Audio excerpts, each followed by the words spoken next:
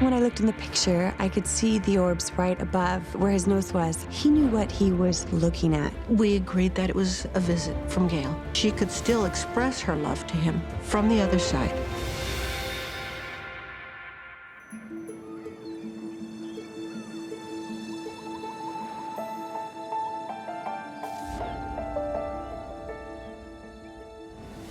I knew Gail from about 1988, and she was a huge dog lover. About 11 years ago, I remember her calling me from Petco. She'd fallen in love with the most beautiful little Dalmatian mix. He wasn't a Dalmatian mix at all. He was a Harlequin Great Dane mix with Labrador.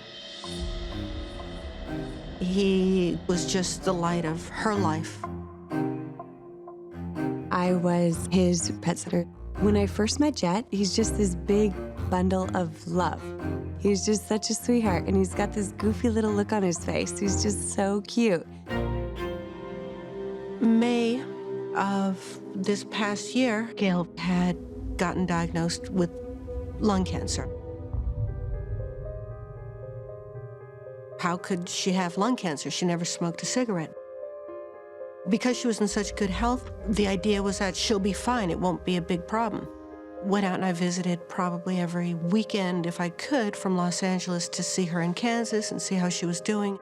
About August, she wanted to transfer her care from Kansas to Texas and asked me if I could take care of Jet while she was in chemotherapy. Went out to Kansas and I drove Jet back to California.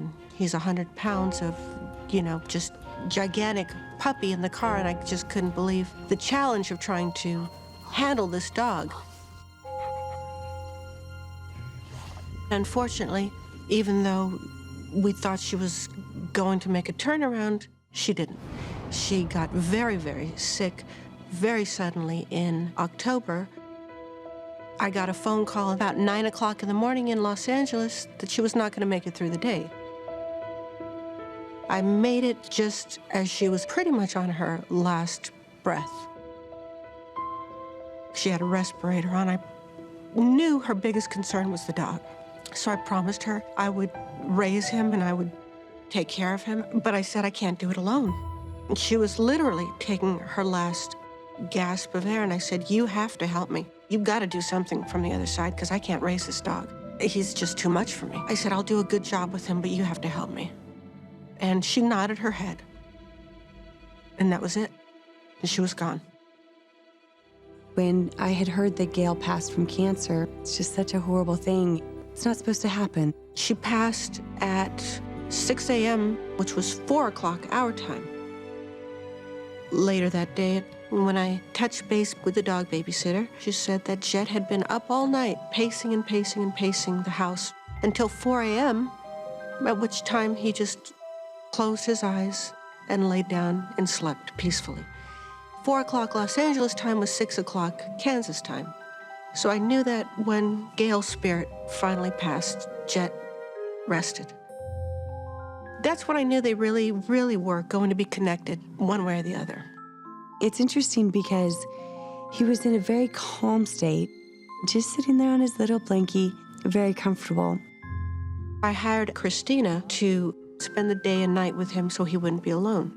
I get to my cousin's in Oklahoma, and Christina starts sending me pictures off of her cell phone because she said Jet had been wagging his tail and looking around the room, following something.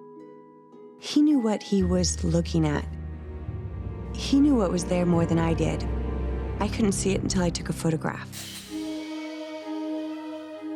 And when I looked in the picture, I could see the orbs right above where his nose was and just kind of wrapped around him, just cuddling him. I didn't really know the whole story of Gail. I knew little parts of it, but I was convinced that must have been her there looking after him.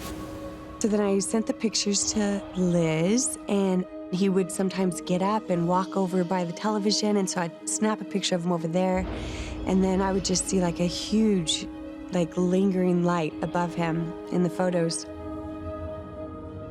What are orbs? Are you sure that's not just light reflecting? How do I I've never seen anything like that. She was kind of apprehensive about it, just not really sure what I was saying, but She explained that this was energy from a spirit who has passed, and because of Jet's reaction, it was a very loving action with the orbs, because he was very enthusiastic and very happy to interact with it. he was aware of where she was. She just stayed there, comforting him. She sent me a most pronounced picture of what looked to be a softball of light. And it just seemed like he had really reacted to this. And he was peaceful and he was happy, and we agreed that it was a visit from Gail. She was able to find a way to take care of Jet and to still be here for him.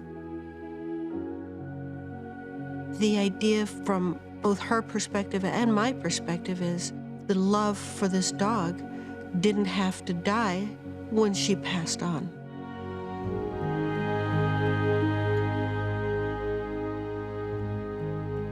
She could still express her love to him from the other side.